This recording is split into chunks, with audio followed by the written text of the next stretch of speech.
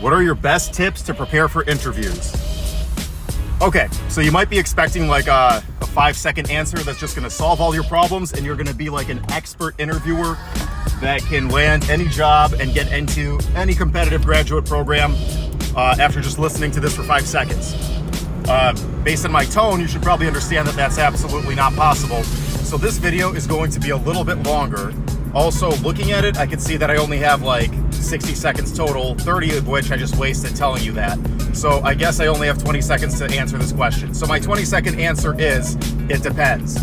It depends on the kind of interview. Make sure you look at the format of the interview. Once you've been invited, you get an email that tells you exactly the format of the interview.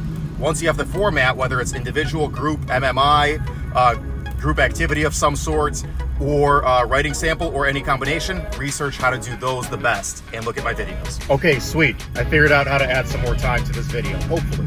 So if it works, we'll add it to the video. If not, then we'll just make a separate video.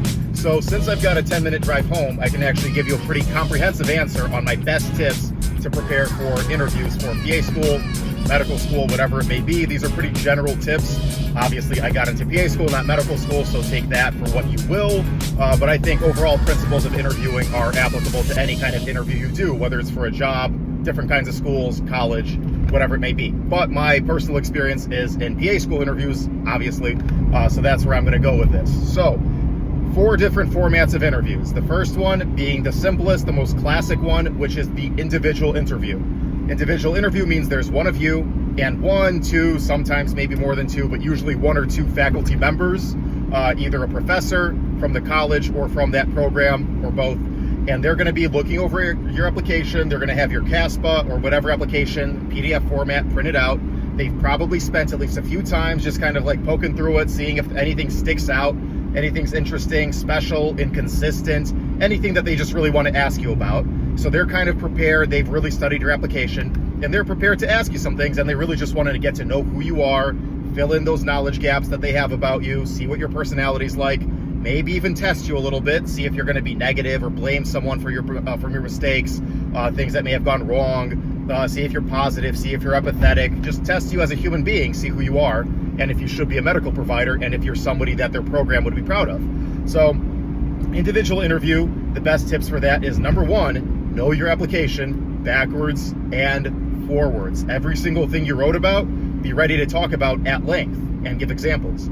So, also, any inconsistencies. Look through your application objectively, as if you're somebody that doesn't know you. Look at it objectively, or have a friend, family member, somebody else, or me, look at it objectively and pick out the parts that might be inconsistent or might just kind of stick out and somebody might really want to ask about. So if you looked at that mock interview that this question was posted on, I did that quite a bit because there was a lot of things in her application that stuck out to me as an objective bystander. So be ready to talk about any of those at length.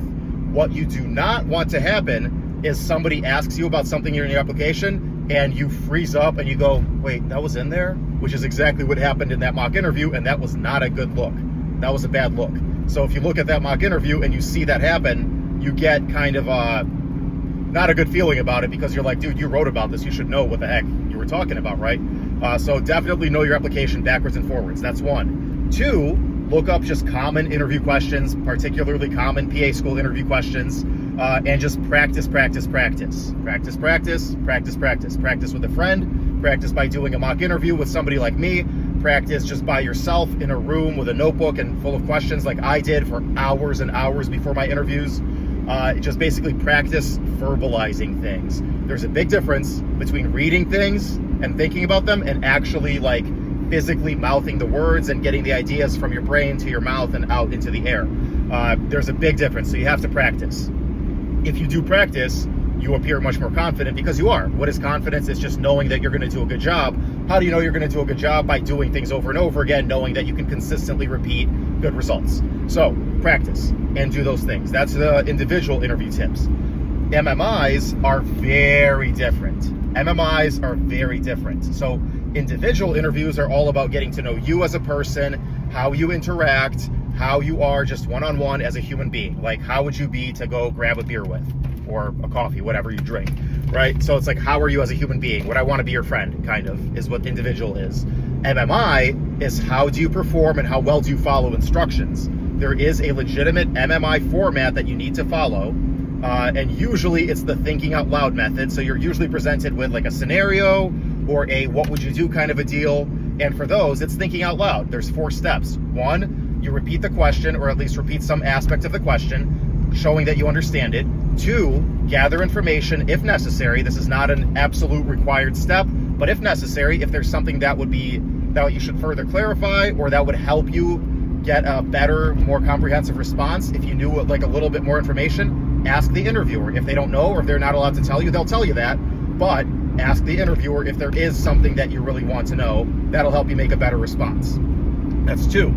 3, think out loud and list out 1, 2, preferably 2 or 3 different possibilities. Sometimes people recommend to go to the extremes. So like, let's say they say, I don't know, super simple like scenario question. Would you turn left or would you turn right at the stop sign? You go, well, I could turn left or I could turn right.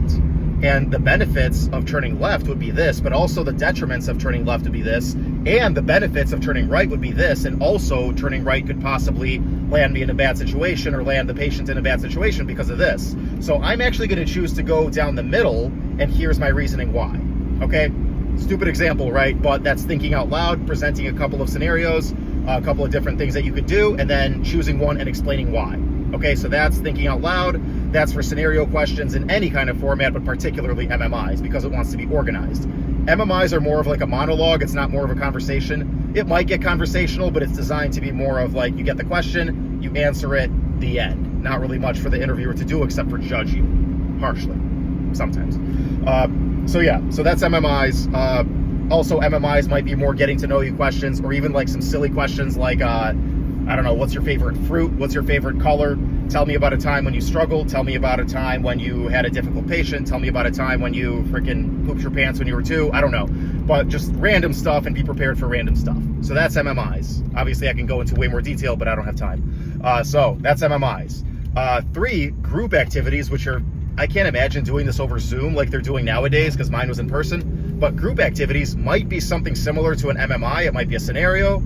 It might be like a case presented to you and you guys have to figure out the best course of action. It might be just like doing a group activity, like organize these frickin' blocks in order of weight, whatever. It might just be something silly, but they want to test how you work as a team, how you communicate, whether or not you're assertive, but also like have social skills. You're not going to be a wallflower and just not say anything, but you're also not going to be domineering and annoying. So they just want to see how you act around other people. And my biggest advice for group activities, even if it's on Zoom, which is more awkward, but even if it's on Zoom, is try to take a leadership role in some way, shape, or form. Certainly, do not be domineering and talk over people and be annoying. Everyone hates that person. Certainly also don't be a wallflower and say nothing, because then your voice is never heard and then you're essentially 0 out of 0 because nobody knows what you have to say. Take a leadership role. If the group is quiet, take the initiative, start talking first. If the group is like boisterous and disorganized and way too loud, wait for a quiet moment and then try to organize people, get them back on track, because they're going to be going off the rails. If there's that many type A's, they just can't stay on track. So be like, okay, so I hear what you are saying. I agree. This is what I think about that, but here's the prompt. Here's what we wanted to do. So let's get back on focus, guys. I know we can do this. We only have this much time left. Another thing you can do is try to include the quiet people, learn their names, look in the Zoom room, see what like Andre is thinking because he hasn't said anything yet. Try to include him or her, right? So that's my advice for group interviews.